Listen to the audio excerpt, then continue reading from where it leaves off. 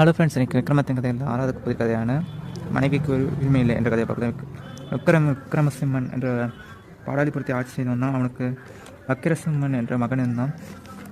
இளவரசனான பஞ்சவர்ண கிளி ஒன்றை வளர்த்து வந்தான். அந்த கிளி முக்காலத்தை சொல்ல இருந்த காலம் முதற்காலம் காலம். அப்பொழுது தனக்கு எப்பொழுது திருமணம் ஆகும் என்று இளவரசன் கேட்டதற்கு, இதேபோல்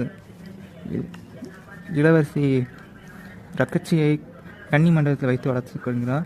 அவளிடம் பஞ்சவர்ண பெட்டைக்கிளி இருக்கிறது, அதுவும் என்னை போல் காலத்தை கணித்து சொல்லும் என்று கூறியது. ஒரு நாள் ரக்கசியை அந்த கிளியை பார்த்து, எனக்கு எப்போது திருமணமாகும் என்று கேட்டால், அதுக்கு அந்த கிளி, நீ தானாக சென்று பாடுபட்டு இளவரசனுக்கு மனைவி ஆவாய் என்று கூறியது. கிளி கூறியதை ரக்கசி உடனே தன் தந்தையிடம் தெரிவித்தால், தந்தை அரசன் மகாதாரன் கிளியின் ஆற்றை அறிந்தவன், ஆகவே கிளியின் ஆற்றை பொய்க்காது என்று தன் மக்களை அந்த இளவரசனுக்கு திருமணம் செய்து விட்டான். அப்பொழுது தன் கூடையே அந்த கிளியையும் ரகசியம் எடுத்து சென்றால், அப்பொழுது இளவரசனுடைய ஆண் கிளியும் பெண் கிளியும் ஒரே குந்தில் அடைத்தார்கள்.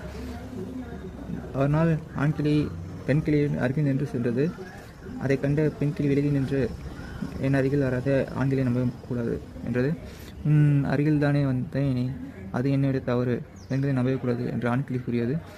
கிளியின் சக்கச்சரிவை கண்ட கவனித்துக் கொண்டிருந்த இளவரசன், பெண் கிளியை பார்த்து, ஆண்களை நம்பவே கூடாது, நீ ஏன் சொன்ன காரணம் என்ன என்று கேட்டான். அப்பொழுது பெண் கிளி சொன்ன கதை. இளவரசி, அபஸ்த நகர வால்மீகியின் செட்டி என்பவனுக்கு தர்கேஸ்வரன் என்ற மகன் இருந்தான். அவன் பெற்றோரின் சிலை கேட்காமல் மனம் போல் தன் வாழ்க்கையை வாழ்ந்தான். தன் தந்தையின் சொத்தை வீண்படி செலவு செய்தான். தந்தையின் சொல்லை கேட்காமல் விலை மதிப்புக்கு பணத்தை கொடுத்துவிட்டு வீண் செலவு செய்தான். அதனால் வால்மீகன் செட்டி கோமுற்று தன் மகனை வீட்டிலிருந்து துரத்தினான். வீட்டை விட்டு வெளியே தக்கசேகரன் அழகாபுரில் உள்ள ஆடன் செட்டி வீட்டை அடைந்தான். அவன் தன் வீட்டில் இருக்க செய்து அவன் மகள் அங்காவெளியும் அவனுக்கு திருமணம் செய்து வைத்தான். ஏகமான பொண்ணையும் பொருளையும் சீதாமாக சொன்னான். சில நாட்கள் கழித்த பின்னர் தன்னுடைய பெற்றோரை பார்த்து வருவதாக கூறி மனைவியும் உடன் அழைத்து கொண்டு புறப்பட்டான். வழியில் தாசியும் நினைவு உண்டான். உடனே தன் மனைவியிடம், அன்றைய வழியில் தேடல் பயம் அதிகம், அகல் நீ நகையை என்னிடம் சுற்றுக் கொடுத்துவிட்டு சென்றுவிடு என்றால், அங்காளமும் வஞ்சனை இல்லாமல் கணவனிடம் நம்பி சொல்லப்பதி அனைத்து நகைகளையும் கொடுத்து விட்டாள்.